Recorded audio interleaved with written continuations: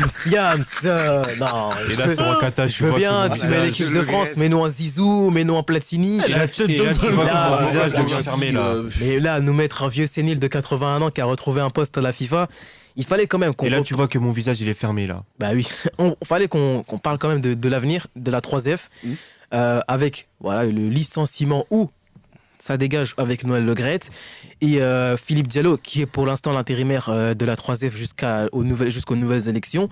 À votre avis, et je vous pose la question à vous aussi, chers auditeurs, chères auditrices, qui pour remplacer Noël Le Graët? On a souvent cité Marc Keller de Strasbourg, on a aussi souvent cité Sami Traoré, je crois. Jean-Michel Aulas. Jean-Michel Aulas aussi. Donc, oui, tu n'en veux pas, mais il est quand même cité pour ce qu'il a fait. Donc, on a cité quand même pas mal de gens. Platini aussi est plébiscité, notamment à RMC. Il est souvent plébiscité, Michel Platini, pour prendre les rênes de la 3F. Qui voyez-vous prendre les rênes de notre chère 3F? Ce que j'aimerais, c'est Markella, simplement. Markeller avec sa gestion, avec aussi... il use bien de la formation, j'ai trouvé à Strasbourg. C'est ça qui lui a permis de vite faire le saut CFA2 jusqu'à la Ligue 1 de 2012 à 2017. Et puis surtout, ce mec a une vision d'avenir. Il a une vision d'avenir. Et on l'a vu avec Strasbourg qui a su s'implanter en Ligue 1 et qui n'a pas su faire les erreurs qu'ont fait, par exemple, le Gazélec Ajaccio, qu'a fait le RC Lens quand ils étaient un peu entre deux eaux dans les années 2010. Et pour moi, ce mec-là serait le meilleur. Mais la réalité des choses, c'est que la FFF, c'est une institution qui est gangrénée. Et je pense qu'il y aura un pion de Noël Le Graët qui va être mis en place. Il peut aussi y avoir Même Philippe Diallo qui décide de conserver sa place. Il peut aussi décider de conserver sa place et de continuer à manger le bon pain. C'est ça, Philippe Diallo, c'est juste un pion. La FFF sera toujours gouvernée par ces Parce qu'en fait, le problème, c'est qu'on peut parler de Marc Keller, mais le gros problème, c'est qu'il faudra tout raser du côté de la FFF. Parce que quand tu dis que c'est gangréné, mais que ce soit dans la section masculine comme féminine, tout doit disparaître immédiatement, en fait. C'est le premier truc à faire. Mais du coup, qui vous voyez-vous? Donc toi, tu as dit Marc Keller. Timothée, toi, tu vois qui? Moi, j'aurais bien aimé Marc Keller pour à peu près les mêmes raisons qu'Imran, mais je pense que honnêtement, là, jusqu'au 10 juin, du coup, ça sera Philippe Diallo, avant que le comité exécutif ne se réunisse et qu'il y ait des élections. Et je pense malheureusement que Philippe Diallo restera... Moi, je pense qu'il va rester président. Aussi, Je sais pas pour combien de temps, je sais pas avec quelle direction la fédération va prendre avec lui, vers où on va aller, etc., vers quel modèle ça va tendre.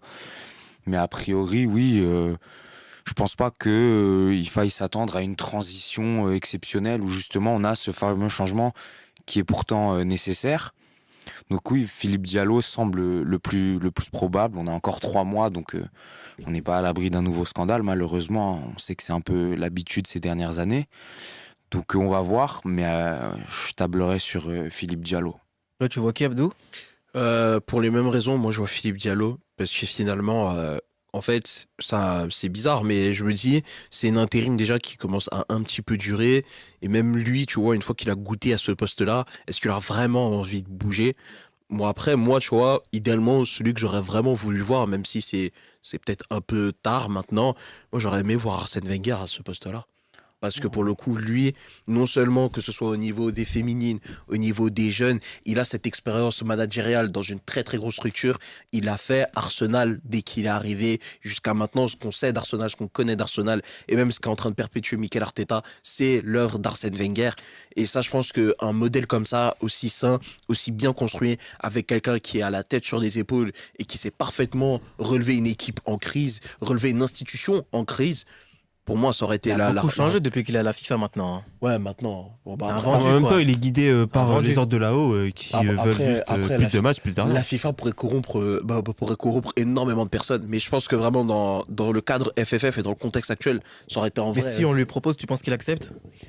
C'est une bonne question. Vu le poste qu'il occupe à la FIFA, moi je pense qu'il refuse. Il a eu beaucoup de mailles avec la FFF, Arsène Wenger, durant ses passages à Arsenal. Ouais, parce qu'il avait dit dans une interview qu'il avait refusé, je crois, 2 ou 3 fois l'équipe de France. En plus, c'est pas pour rien. Donc, j'ai envie de te dire que. Tu vois, ouais, franchement, un mec comme ça, moi, ça m'irait bien. Tu vois, après, le truc, encore une fois, je le dis, c'est que c'est peut-être un peu tard pour lui et c'est ce qui est dommage. C'est pour ça aussi que je vois Philippe Diallo rester.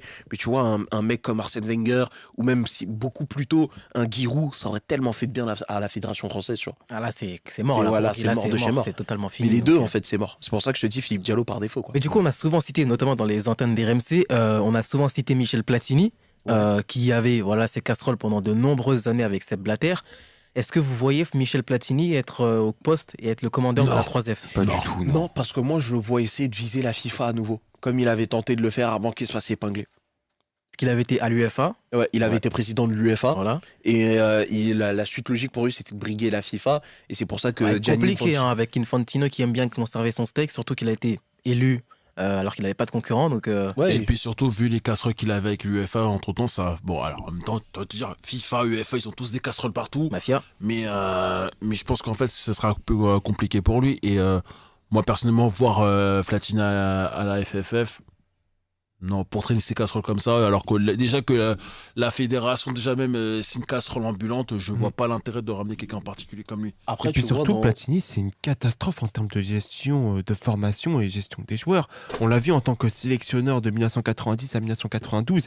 C'était pas le même catastrophe. C'est pas le même rôle, mais on l'a vu qu'en termes d'idées de formation, aussi surtout d'idées de, on va dire, de scouting pour voir qui peut être en équipe de France, il a raté beaucoup de coches. Heureusement que Gérard Rouillet a bien rattrapé la chose et malheureusement avec France-Bulgarie c'est un peu passé à la trappe, mais heureusement qu'il a bien rattrapé les choses parce qu'avec Platini on partait sur une génération de perdus. Parce que Noël Le Graët, avant d'être à la 3F, il était président de Guingamp, donc tu peux aussi avoir d'autres trajectoires un peu plus différentes, mais par rapport à ce modèle-là, est-ce qu'on crée une stagnation ou voire pire avec la 3F? Ouais, je pense que tout ce qui a été révélé par Romain Molina, c'est triste, mais malheureusement, je pense que en fait, le prochain qui va arriver, il va continuer à maintenir cette omerta-là parce qu'il va bien manger. Il va dire, ouais, je tiens tout le monde par le col et je fais ce que je veux. C'est aussi pour ça que je vois Philippe Diallo, parce que finalement, il est le plus à même, en fait, à perpétuer ce modèle-là. Et même ceux qui sont au sein de la FFF, je ne suis pas convaincu qu'ils aient vraiment envie de changer de président parce que eux-mêmes sont tellement bien, en dépit du fait qu'il y ait énormément d'embrouilles intestines, en dépit du fait qu'il y ait énormément de querelles, de polémiques, etc. Mais finalement, dans tous les cas, ils se couvrent tous parce qu'ils mangent tous bien, quoi. Mais le seul, pour moi, qui pourrait potentiellement prendre la place d'un Philippe Diallo, comme tu l'as dit, Marine, c'est Marc Keller. Parce que ceux qui votent aussi, tu as aussi les présidents de clubs, des régions. Donc tu peux aussi te dire qu'un Marc Keller peut aussi briguer toutes ces personnes autour de lui. Ouais. Parce qu'un Jean-Michel Aulas, c'est cramé. Jean-Michel Aulas, c'est ruiné l'OL. En plus, si c'était il y a 5 ans, voilà. Aulas aurait été le candidat parfait. Il y a 10 ans, même il y a 5 ans, Aulas commençait déjà avec ses Non, mais bêtises. encore il y a 5 ans, tu peux dire quand là ça va. Autant là, cette année, c'est compliqué. C'est trop tard. Parce que là, tu vois, il est en train d'engrainer. Déjà, quand tu vois sa gestion calamiteuse à Lyon cette année, ne serait-ce que cette année, tu vois qu'il entraîne le club encore plus vers le bas. Donc, c'est compliqué. Il y a 10 ans, ça aurait été parfait. Aulas, en 2012, même pas en 2011, après l'affaire des quotas pour faire un grand nettoyage, tu mets Jean-Michel Aulas. Après Maïsna. Le problème Naïsna aussi. Mais c'est surtout l'affaire des quotas qui aurait dû jeter la puce à l'oreille sur ce qui se passe à la 3F. Parce que, encore, Naïsna, on se dit que c'est un problème de joueurs, tout ça, mais l'affaire des quotas, c'est un problème de fond lié à la formation, lié au racisme. Mais oui, mais ça aurait pu être bien. Aulas, c'est mort, voilà, on le sait. Ouais. Marc Keller, peut-être le bon candidat pour prendre les rênes de la FFF. Ou sinon, comme vous l'avez dit, Philippe Diallo, qui va vouloir conserver sa place, rester toujours dans le même engrenage qu'est la 3F et potentiellement continuer dans la même... Alors, ça peut peut-être vous surprendre, mais je vois bien aussi Olivier Létang. Je vois pas, j'ai du mal. Hein. Non, je sais pas pourquoi, mais je sens qu'il y a moyen je sais qu'ils sont moins fans, mais... Pas moins fan, mais ça pourrait être bien, parce que lui, c'est vraiment un mec qui pourrait s'immiscer dans les affaires de la 3F. Bah ouais. Parce que vu comment il s'immisce dans le groupe de Lille, on sait que c'est quelqu'un qui parle beaucoup. Justement, c'est par rapport à ça, tu vois. Donc, je me dis peut-être que lui... Ça peut vraiment être un mec qui met un coup de pied dans la fourmilière. Donc, ouais, mais la question pour du coup les noms qu'on a évoqués qui sortent un petit peu de ce cercle FFF, ce qui n'est pas le cas de Philippe Diallo du coup, c'est quels outils on va leur donner justement pour appliquer la vision c'est ça, le problème. Sur le long terme. Déjà, il faut que les présidents de club déjà acceptent de le prendre. C'est ça aussi. Est-ce qu'ils ont la même vision? n'est pas ami avec tout le monde. Hein. Voilà, Marc Keller, Olivier Létang, je doute que voilà. Pas l'unanimité. Même Jean-Michel Aulas aussi, si même. Si Jean-Michel Aulas, c'est mort. Voilà, Jean-Michel Aulas. Parce qu'il faut savoir, parce que si vous vous rappelez, je fais ça truc rapide, si vous vous rappelez de la période Covid justement par rapport au championnat de France. C'est le seul qui a dit qu'il fallait continuer. Il y a deux camps dans ce moment-là. Il y a le camp de Nasser Al-Khelaifi et le camp Jean-Michel Aulas. Donc forcément, et comme Jean-Michel Aulas est probablement le président de Ligue 1 le plus détesté parmi ses autres homologues, C'est un peu compliqué. Donc, En fait, le truc, c'est que il y a la question du président et après, il y a la question du comité exécutif. Parce que Le du COMEX. coup, le COMEX, ouais. c'est ça, en fait. Il faut absolument faire une refonte du comité exécutif parce que si tu élu un nouveau président, tu ramènes Jean-Marc Keller, comme vous le dites, mais que le comité exécutif est le même, s'il ne reste pas dans ça les changera clous, pas grand-chose. le COMEX, rien. il va le faire Mais sauter déjà, immédiatement. rien que quand tu as vu le communiqué du COMEX Ouais. qui vient jusqu'à défendre Noël Le Graët en disant que c'est un grand président, la bonne blague, qu'il a fait de grandes choses pour le la 3F. communiqué de la F. Non, mais sérieusement, j'ai jamais vu un communiqué aussi lunaire que celui-ci. C'est la 3F, le COMEX. C'est ça, en On fait. peut aussi penser aux journalistes comme Vincent Dully qui viennent jusqu'à nous dire que Noël Le Graët est un grand président, qu'il a fait de Non, mais on grandes sait très choses. bien pourquoi il a dit Ouais, ça. On sait très bien. La Les plupart du temps, accréditations. c'est que, déjà, accréditation et deux, parce qu'ils mangent, Ils mangent bien, tous. c'est tout. Oui, il mange bien. Comme C'est- avec Jean-Michel Aulas. Franchement, les meilleures places quand t'as les accréditations de journalistes, faut les conserver. Après, Yam tu qui s'étonne pourquoi j'ai allumé PSG Community. Et surtout, si tu veux aussi avoir tes interviews, tu crois que Ah tu oui fais comment? Ah bah oui. Si tu veux tes petites infos, tes bruits de couloir, Mm. tes petits dîners le soir comme ça, là, ça coûte cher. Mais du coup, cette situation, quand bien même on a un nouveau président ou le même, Philippe Diallo, est-ce que vous voyez des conséquences drastiques pour l'EDF masculin? Parce que, et c'était Romain Molina qui l'avait dit, lorsque l'Argentine avait gagné la Coupe du Monde, il avait dit que c'était pareil. C'était pareil que ce qui se passe avec la 3F. Une gestion calamiteuse, des affaires un petit peu sournoises et louches qui peuvent aller jusqu'à l'illégalité comme ce qu'il y a avec Noël Le Graët.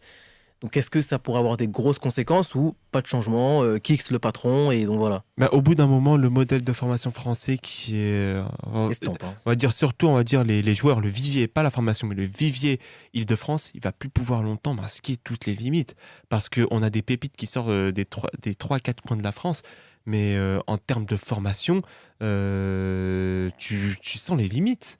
Ah mais t'inquiète pas, on va en Bah, parler, on va en parler dans Talk Foot des justement, parlant formations. de formation, c'est que moi j'avais entendu parler, c'est que la structure même de la formation, ne serait-ce qu'à Clairefontaine, c'est encore la même que dans les années 90. C'est pas aussi moderne que c'est maintenant aujourd'hui. Alors que quand tu vois les autres, que ce soit en Espagne, en Angleterre, etc., mais ils ont un cran d'avance par rapport à nous. C'est Et pour tu ça. dis que, C'est là, pour ça que tu as une fuite de talent et c'est aussi pour ça que tu vois, ces clubs type Arsenal, Dortmund, etc., qui se sont spécialisés dans la post-formation. Même le C'est-à-dire Bayern, ils font ça. hein. C'est ça, qui prennent des jeunes de 16, 17 ans, puis ensuite qui essayent de revendre au prix fort ou de miser sur eux Battistel. quand c'est le Bayern, typiquement.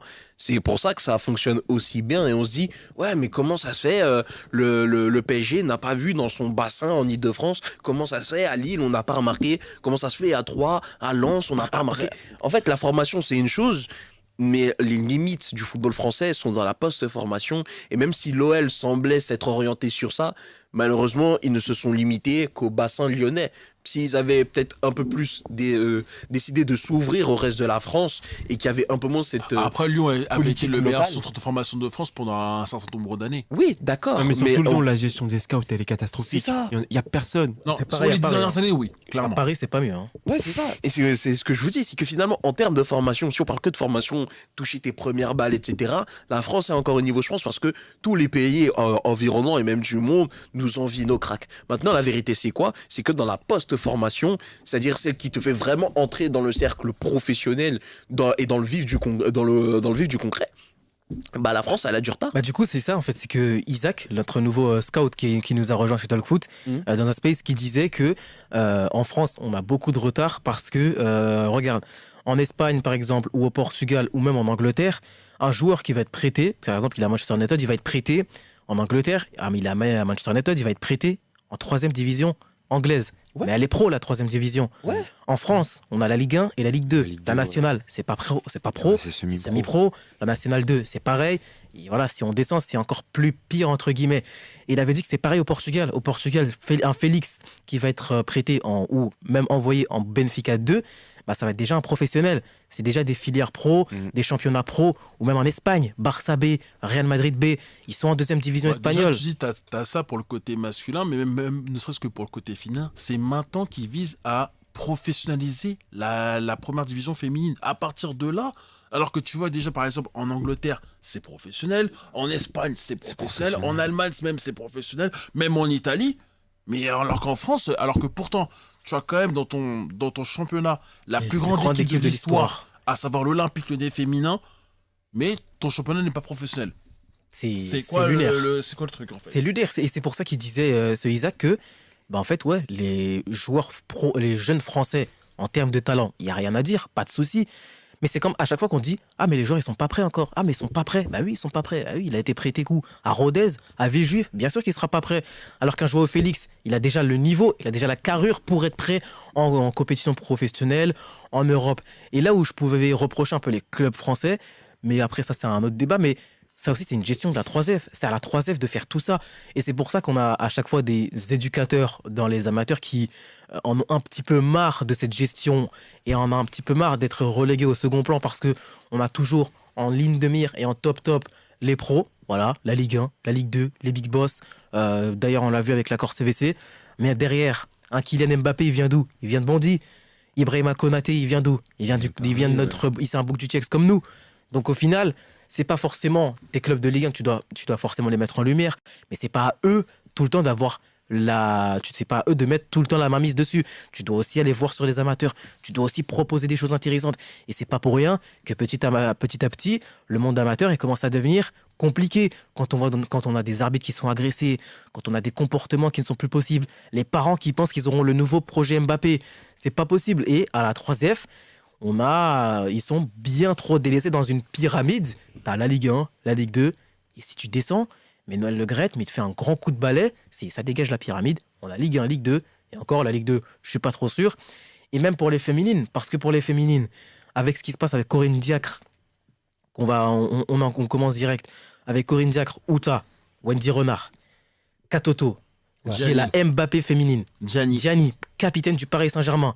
On a d'autres joueuses qui sont enchaînées et que t'as. Ils ont joué avec Amandine Henry aussi. Ah, moi, Amandine Henry, ça c'était. Alors là, entre Amandine Henry et Boadi, ça avait déjà commencé. Alors là, c'était une dinguerie. Ça. Amandine Henry, c'était très fort.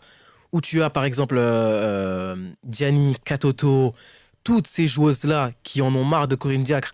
Mais bien entendu, tu as l'Unicatef. Alors là, ça aussi, il faudra en parler peut-être un jour. Qui vient jusqu'à défendre Corinne Diacre en disant que c'est une sorte de mutinerie des joueuses parce qu'ils disent que ouais, c'est pas bien, Corinne Diacre, c'est une excellente entraîneuse. Non. Mais tu sais qu'une histoire, des histoires comme ça, c'est pas la première fois qu'on voit ça, même pas qu'en équipe de France. Souvenez-vous, la dernière Ballon d'Or, Alexa Putellas. Elle avait fait justement son discours dans As the Best pour dire clairement qu'elle ne pouvait pas revenir en sélection d'Espagne, mais parce qu'il y avait une mutinerie pareille. Il y avait, je crois, jusqu'à 15 joueuses de l'équipe d'Espagne qui ne voulaient pas revenir. Bah, résultat, le sélectionneur est toujours présent. Sachant que dans quelques mois, c'est la Coupe du Monde. Ouais. C'est la Coupe du Monde. Tu perds ton capitaine, tu perds ta meilleure joueuse, tu perds ta meilleure buteuse. Tu perds ton avenir. Tu perds tout. Hein. Tu perds quasiment tout. Tout le groupe ne veut pas de toi. On a d'autres joueuses qui sont peut-être moins importantes, mais qui sont des internationales, qui décident, pareil, de boycotter l'équipe de France. On parle de boycotter la sélection nationale. On parle de boycotter quelque chose de légendaire pour un joueur. En fait, il y avait beaucoup qui comparaient cette situation-là par rapport à Nice en 2010. Après, c'est pas pareil, dans le sens où là, c'est préparé bien avant. C'est pas genre le caca nerveux de certains joueurs, etc., qui s'est fait pendant la compétition. Donc là, ça... Donc là, c'est très grave. Au final, Le Graët, il en a rien à faire de la section féminine. Et ça se voit. Et comme tu l'as dit, on est très en retard. Alors, il y avait l'Italie aussi qui est en retard, mais qui essaye de le rattraper sur la division féminine, la D1 Kerma. Non, mais déjà, qui n'est pas pro. Pour te dire, pour la division féminine, parce que j'avais vu ça cette semaine, ça m'avait juste choqué. Il y avait un moment, je crois que c'était des joueuses de Guingamp, un truc comme ça. Elles devaient venir à l'entraînement, genre à 8h. Mais l'heure d'après, genre à 9h, c'est là que les pros, genre les masculins, arrivaient. Elles devaient dégager du terrain d'entraînement. Pour te dire à quel point ils ne sont même pas considérés. Donc à partir du moment que tu ne considères même pas ta section féminine comme ça, que ça soit en club et même en sélection, mais tu vas faire quoi en fait derrière?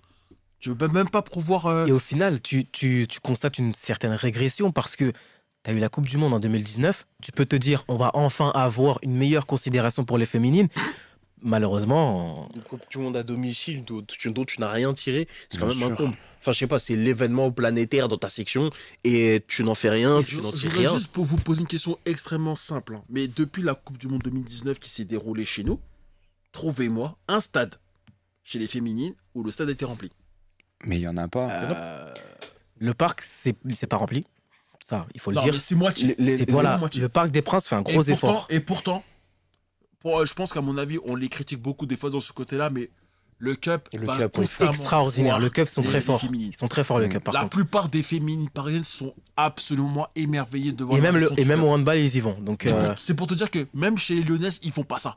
ouais, mais le Groupama Stadium, il n'y a personne au stade. Donc, et c'est aussi les féminines au PSG, en tout cas. Ils ont Jean-Bouin comme stade, Ouais. qui est le stade du stade français. Charletti. Et Charletti aussi, donc ce qui n'est quand même pas rien. Donc il y a quand même une considération, mais c'est pas grand chose. Il y a des stades qui sont adaptés à elle, tu vois. Mais encore une fois, quand t'as qu'un seul club qui fait ces efforts-là, c'est pas assez pour bouleverser tout un écosystème et à l'échelle d'un pays, tu vois. Et ça, c'est pas normal, c'est que tu as eu la Coupe du Monde qui te permet vraiment d'expandre ta section féminine au plus haut niveau. Parce que quand on a fait souvent la comparaison, Je crois que c'était la Coupe du Monde, le truc le moins bénéfique pour la France en termes de. parce qu'on a souvent fait cette comparaison avec les États-Unis. En regardant aux États-Unis, ils ont 1 million de licenciés féminines. Parce que voilà, les États-Unis masculins, ça revient plutôt bien, on verra en 2026. Mais féminines, là, c'était vraiment les patronnes. Ouais, C'était champion vraiment du le monde. Brésil, 4 Coupes du Monde. Elles ont fini par remporter le trophée, elles ont fait un back-to-back. Et donc, on avait vraiment ce contraste entre les États-Unis et la France. Non, mais les États-Unis, ils ont une culture sportive tellement plus aboutie, tellement plus poussée que la France. Et c'est pas pour rien que justement le football est en train de s'américaniser parce qu'en fin de compte, il va y avoir cette uniformisation dans la manière de traiter le sport dans chaque pays. Et puis Et surtout, le il y a modèle, un le truc- modèle GOAT, c'est les États-Unis. Et puis surtout, il y a un truc qu'il faut pas oublier par rapport aux États-Unis, c'est qu'il n'y a pas si longtemps, les joueuses ont fait justement manifestation contre leur fédération pour être payées au même niveau que les hommes. Et surtout, ce qui était encore plus marrant, Ils ont réussi, je c'est crois, que en plus. non seulement ils ont réussi, mais tu sais pourquoi? Parce que les joueurs masculins Oui, ont donné justement, pas leur accord, mais genre, se sont donné porte garant pour les soutenir dans ce projet-là. Donc à partir de là, c'est compliqué. C'est compliqué, mais c'est que, comme tu l'as dit, t'as Lyon, qui est le Real Madrid des féminines. T'as ta Coupe du Monde. T'as Aulas, qui, on peut lui donner beaucoup de critiques, mais ce qu'il a fait des Lions féminines, c'est très très fort. T'as quand même le Paris Saint-Germain qui s'affronte voilà. chez les féminines. T'as le Paris Saint-Germain qui fait beaucoup d'efforts. On a une très belle équipe. On a la Mbappé féminine, comme je l'ai dit, Katoto. Et au final, tu ne fais rien. Tu ne t'améliores pas. Noël Le Graët n'a rien fait pour la section féminine. Alors que tu avais un boulevard. T'as Lyon qui est ton pote, qui est ton big boss. T'as le Paris Saint-Germain qui est revenu très bien, qui a pris la Ligue 1. En plus, il y a 2 ans, on est à la barbe Et qui pourrait la de reprendre Lyon, cette année. qui pourrait la reprendre. On avait aussi pris la Coupe de France l'année dernière, si je me souviens bien. T'as eu ta Coupe du Monde. On a eu des chiffres monstrueux quand même pour de la division féminine. 5 millions de téléspectateurs, 10 millions d'auditeurs. Alors des fois, certes, les stades, on a un peu rigolé parce qu'ils n'étaient pas forcément remplis. Mais au moins, il y a eu des gens. Au moins, les gens sont venus. T'avais un boulevard pour pouvoir développer toute ta section féminine. Et au final, tu n'en as rien fait. On est dans une situation qui est encore beaucoup plus pire qu'aujourd'hui. Jusqu'à quel résultat? Les féminines décident de ne pas participer à la Coupe du Monde. Ça, c'est parce que en fait, le football français, je pense de manière générale, il est malade par rapport à tous les points qu'on a cités, la formation, les filles, etc.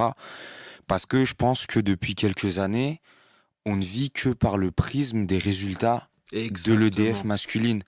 On réfléchit pas à tous ces problèmes de fond, les scandales que Romain Molina et d'autres ont mis en avant, et c'était il y a pas si longtemps que ça, c'était il y a quoi, 5-6 mois peut-être, ont été balayés d'un revers de la main parce que, ok, c'est cool, voilà, Mbappé VG l'a Dream mis il un a fait triplé. un nouveau refrain, Mbappé a mis son triplé, on est content, ça fait 3 fois qu'on va en finale sur 4 compètes, etc. Sauf qu'au final, le problème n'a pas été réglé. On a un championnat de France qui s'améliore, mais qui se fait vider de toutes ses pépites. Enfin, je pense qu'on a tous déjà eu ces petits moments-là en tant que suiveur assidu du foot. On regarde un match, je sais pas moi, de Liga, de Première Ligue, même de Championship ou quoi, et on voit un joueur, ah, c'est un petit Français, il est vraiment bon. Il a été formé à Créteil, il a été formé à Troyes, au Havre, etc. Et on se dit, ce mec-là, il a quoi, 18-19 ans? On l'a jamais vu en Ligue 1. Il y a un énorme problème où un bon joueur de Ligue 1 va faire une bonne saison. Il va pas aller à Lyon, à Marseille, Monaco ou Paris. Il va partir à Dortmund, à Mönchengladbach, il va partir à Brighton, à Everton. Ça, c'est extrêmement problématique parce que, ok, c'est des joueurs que tu retrouves en sélection. Donc, sur la scène internationale, ton football n'en pâtit pas. Et aujourd'hui, on a une des... Tu sais quoi, justement, maintenant que tu parles de ça, j'avais vu une étude qui disait que sur les 200 meilleurs joueurs français qui sont à travers le monde, etc., t'en as plus de 140 qui jouent hors de France. Ouais, et c'est problématique. Déjà, regardez juste un truc. Actuellement, dans l'équipe de France, citez-moi 5 joueurs qui sont titulaires en équipe de France et qui viennent de la Ligue 1. Mbappé, Kimpembe. Et Mbappé, Kimpembe, C'est tout. C'est tout. c'est tout. C'est Et tout. je dis bien Il y a titulaire, je parle pas de remplaçant, Mandanda. titulaire. Et surtout, il y a un truc, c'est que tout ce qu'on voit en équipe de France qui est anormal, ailleurs, tout ce qu'on ne verra jamais, c'est anormal. Le fait, par exemple, t'imagines, en Angleterre, tu as une liste des joueurs anglais qui sont, on va dire, les mieux lotis, qui les ne mieux sont pas en payés, Angleterre. qui ne sont pas en Angleterre. Tu imagines, on aurait genre 140 sur 180, mais ce serait l'hérésie. Alors que Bien nous, sûr. on accepte ce que aucun d'autre Pareil accepterait. en Espagne. Hein. C'est pareil en Espagne, c'est pareil en Allemagne, c'est pareil en Allemagne, Italie. enfin, c'est pareil L'Allemagne, partout. c'est encore pire. T'as le Bayern, c'est la structure même de la C'est ça. nationale Bah mondiale. oui. C'est Bayern et Dortmund. Ouais, c'est ça. Avec quelques petits joueurs saupoudrés d'un peu partout, mais c'est assez compliqué. Et par rapport à cette situation de la 3F, deux dernières questions. Est-ce que Dédé peut-il aller au-delà de 2024? Non, je Non. pense que Il déjà aurait il jamais aurait dû pas prolonger. dû aller au-delà Ah, on de le sait. 2022 parce que justement là, on parle souvent de fin de cycle de transition. On arrive à un moment où on a une nouvelle génération de talents qui est en train d'éclore. Aller lancer avec quelqu'un d'autre. C'est ça, certains sont déjà présents. Je pense notamment à des mecs comme Konaté, comme Tchouaméni Fofana, Kamavinga aussi. Kamavinga, Colomboigny. Colomboigny, Nkunku. Enfin, on a vraiment un vivier de talents qui est en train d'exploser aux yeux du monde entier. Malheureusement pas en France, mais bon, ça, on va pas en parler parce qu'il y a beaucoup trop de choses à dire. On a plein de joueurs extrêmement talentueux que tous les plus gros cadors européens s'arrachent, qui sont en train d'arriver en équipe de France, qui ont clairement montré qu'ils avaient les épaules pour tenir cette sélection. On voit les Coupes du Monde d'Upamecano, de Konaté, Tchouaméni malgré tout, qui a quand même tenu la baraque comme on dit. On attend Nkunku qui est un joueur exceptionnel. Vraiment, en 2024, il faut lui donner les clés du camion. Et on continue dans les vieux pots. On continue avec Deschamps. Alors après, Deschamps, c'est un petit peu particulier parce que personnellement, et ça je pense qu'on a tous notre avis là-dessus, c'est un coach qui en termes d'approche tactique, c'est compliqué. Enfin, moi je trouve ça détestable avec une équipe aussi talentueuse de jouer de manière aussi peu protagoniste. Bon après voilà, ça lui donne raison. Hein. Il a un parcours exceptionnel, c'est le plus grand sélectionneur de l'histoire d'équipe de France, ça y a pas de souci là-dessus. Mais justement, on a envie, avec cette nouvelle équipe, ces nouveaux joueurs, ce nouveau dynamisme, ce nouveau football mondial aussi, qui est en train de naître et qui se construit depuis plusieurs années, on a envie de voir quelque chose de nouveau. Alors on parlait de Zidane pour l'équipe de France, je sais pas si c'est la bonne option, mais Très mauvaise idée. je savais que tu me rejoindrais là-dessus de toute façon. Non, mais vraiment, c'est même pas pour le tacler, mais C'est c'est faire juste. du neuf avec du vieux, quoi. C'est même pas ça, c'est juste qu'en fait, on l'a vu sur son second mandat à Madrid, il n'est pas capable de gérer des jeunes et de les développer. Et Vinicius vu le Piston. physique que t'as. Non. Vinicius Piston. Bref, mais tu regardes, il est incapable de gérer les jeunes et c'est pour ça qu'en fait, tu as besoin d'une vision jeune, d'un coach qui saura parfaitement manager les jeunes. Est-ce qu'il y a un coach français qui sait le faire? J'ai pas de nom en tête là comme ça. Peut-être que vous pourrez me. Francaise, peut-être. Ah, mais non, trop. Ouais, non, c'est c'est trop, trop léger. trop. Mais après, c'est trop, ça, trop, c'est trop. géré, mais oui, Après, c'est trop franchement, tôt, je suis Francaise, d'accord pour moi, il a avec vous, ses les gars. limites. Hein. Oui, mais tu peux quand même, je pense, trouver quelqu'un qui déjà comprendrait la dynamique dans laquelle l'équipe de France doit s'inscrire. Et j'ai pas non plus forcément de nom en tête, mais à mon avis, ça doit se trouver. Enfin, la Ligue 1, c'est quand même un championnat où il y a des bons entraîneurs. Je crois que le nom de Galtier a été brièvement évoqué. Si, pour moi, si Zidane la sélection. Zidane rejoignait le PSG, Galtier aurait été sélectionnaire si on faisait un mauvais parcours. C'est pas nécessairement une. Enfin, c'est une idée qui se réfléchit en tout cas, Galtier, parce que c'est quand même quelqu'un qui a des qualités. On sait qu'entraîner le PSG, c'est assez particulier pour toutes les raisons qu'on a déjà évoquées. Donc tu dis, est-ce qu'un Christophe Galtier ou un autre n'aurait pas mieux servi, n'aurait pas mieux insufflé ce renouveau dont l'équipe de France a besoin? Parce qu'encore une fois, il y a les résultats sportifs. Donc voilà, la finale de la Coupe du Monde, on va oublier l'Euro, mais la Coupe du Monde 2018, la finale de l'Euro 2016. Voilà, depuis une dizaine d'années, grosso modo, on a une équipe de France justement qui a été incarnée par des nouvelles têtes aussi bien sur le banc que sur le terrain. Est-ce que c'est pas le moment d'en faire de même? Parce que je pense que tu peux pas faire mieux en termes de résultats. T'es champion du monde, t'atteins la finale 4 ans après, t'es une des meilleures sélections, t'es le meilleur vivier de talent au monde depuis des années. Donc sportivement, on pourra pas faire mieux. Et ce serait pas judicieux de tacler le prochain sélectionneur si on va pas en finale de l'Euro. Donc, est-ce que c'est pas le bon... Moi, je pense que c'est le bon moment. Voilà, merci Deschamps pour tout ce que tu as apporté, même si des fois, tu as fait des trucs chelous. Voilà, il a tout gagné. C'est aussi... Et ça, je pense que ça aurait dû mettre la FFF et le football français en alerte. Tu as plein de joueurs cadres qui sont partis. Mandanda, même s'il n'était pas titulaire, c'était l'une des têtes. On l'a vu dans le documentaire. On l'a vu dans le fameux documentaire de TF1. Et même, on le sait, quand on voit les best-of et... On le sait de par ses rôles dans ses clubs respectifs, à Rennes, à Marseille, etc. On sait que Mandanda, c'est un cadre du vestiaire. il a pris sa retraite. Hugo Lloris, même si c'est pas forcément la personnalité la plus expansive, c'était quand même le capitaine de l'équipe de France. Il a le record de capitana, il a le record de sélection. Il est parti.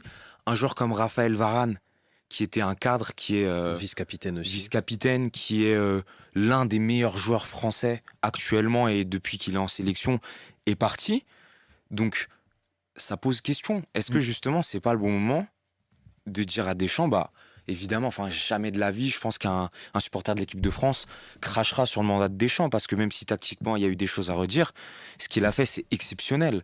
Quand il est arrivé il y a 10 ans, il avait les pieds dans la boue et au final, il a révolutionné le football français, il faut dire les termes. Mais est-ce que c'était pas le bon moment, avec tous ces débats, tout ce contexte sportif et ce qui nous attend du coup avec les jeunes talents, est-ce que c'était pas le bon moment de vraiment donner un second souffle à cette équipe en ramenant un nouveau sélectionneur? Et après, comme on l'a dit, et ça rejoint un petit peu le débat qu'on a eu sur le président, on peut être sûr que si le président, c'est Philippe Diallo, alors là, Deschamps, on va le prendre peut-être même jusqu'en 2026, hein. C'est sûr et certain. C'est pas faux. C'est pas faux. Mais il y avait une dernière question et il y a un truc que j'avais vu sur les réseaux qui ça m'avait tilté un peu. Pour certaines personnes, c'était pas trop grave, mais moi, c'était un petit peu grave. Les discussions entre Macron et Gianni Infantino pour que le Stade de France soit un stade homologué FIFA, qui pourrait être le premier stade FIFA de l'histoire, je crois. Qu'est-ce qu'on en pense? Moi, franchement, ça me choque. Moi, ça me dégoûte même. Bullshit. Ça me dégoûte. Bullshit. Simplement. Foutage de gueule, tout simplement. Ouais, il y a d'autres problèmes à Un régler. stade FIFA, pourquoi faire? Ouais, ça change quoi, C'est en fait. ça la vraie question. Surtout le Stade de France, même pourquoi? Parce que Macron, il s'entend très bien avec Gianni Infantino. Hein. Et donc, Mais ça n'a aucun intérêt non, en mais fait. c'est concrètement, complètement à con. quoi ça va servir un stade FIFA? Là, vraiment, c'est la question que je me pose. Surtout que tu vas parler d'un stade, parce que je rappelle que le Stade de France, c'est pas un stade seulement que de foot en fait. Ouais. C'est un Oui, stade à la concert, fois tout. de concert, d'athlétisme. Peut-être ça bientôt la devrait- WWE. Inch'Allah, pourquoi pas. Voilà. Mais en même temps, pourquoi tu veux l'homologuer FIFA en fait, je vois pas qu'est-ce que ça va donner de Moi, plus de franchement, crédit. Je préfère pour 100 la fois France.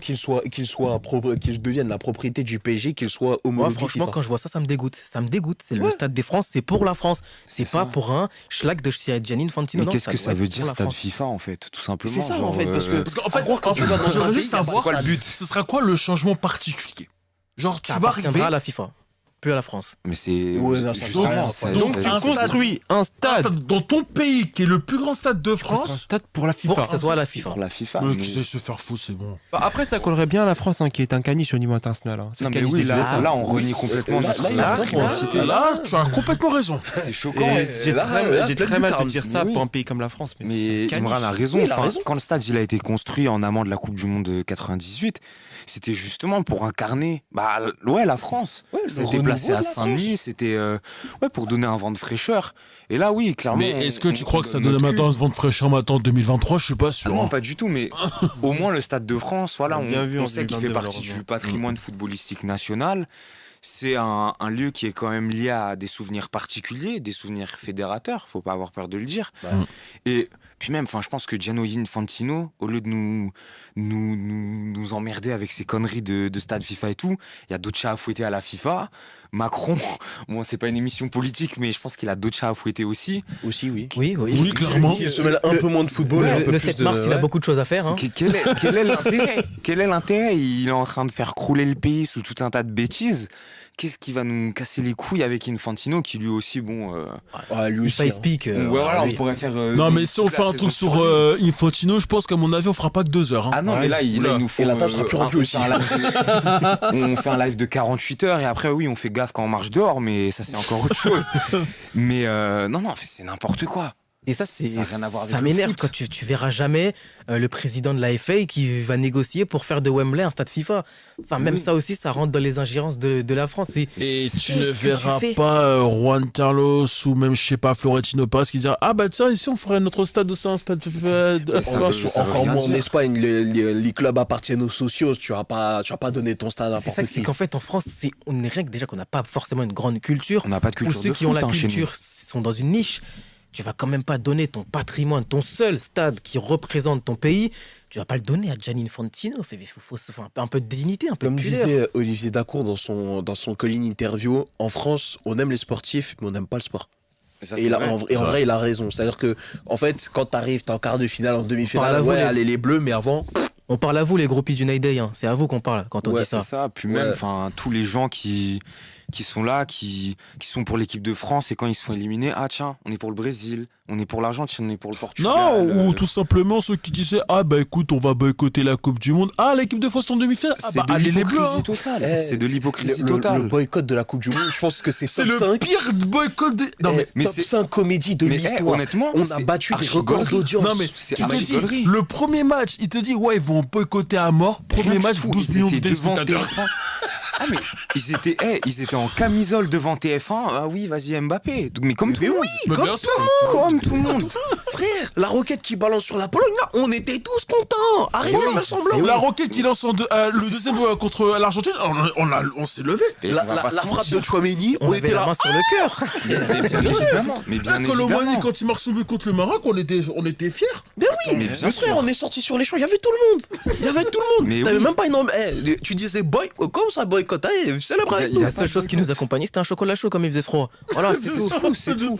Et c'est comme quand on nous dit D'ailleurs, oui, ils vont du pas monde, faire de chocolat chaud, fan ça prend zone et rien. tout. Mais c'est pas grave, les gens ils se sont entassés dans les bars, dehors, ils ont vu les matchs. Enfin, il faut arrêter. Il faut arrêter. C'est vrai, il faut Et- arrêter. Tout ça pour dire que la France est un pays d'hypocrite, c'est tout. En fait, c'est ça. Et toi, Ouais, c'est c'est ça, Et malheureusement. toi, ouais. vas-y. La Dernier FFF, mot. c'est le reflet du pays, c'est le reflet de la France qui est un pays qui aime les sportifs, qui aime les figures, mais qui n'aime pas le sport, tout simplement. Ouais, c'est un pays pour les stories Et Insta. qui aime les figures qui restent à leur place surtout. Non, faut dire ce qu'il y a. Hein. On Faut va- dire Je crois qu'on peut finir là-dessus. Ouais, on pourra finir Du coup, là-dessus. c'est une note un peu déprimante, mais bon. C'est pas grave. De toute façon, dans 2 semaines, ça sera aussi déprimant si on perd.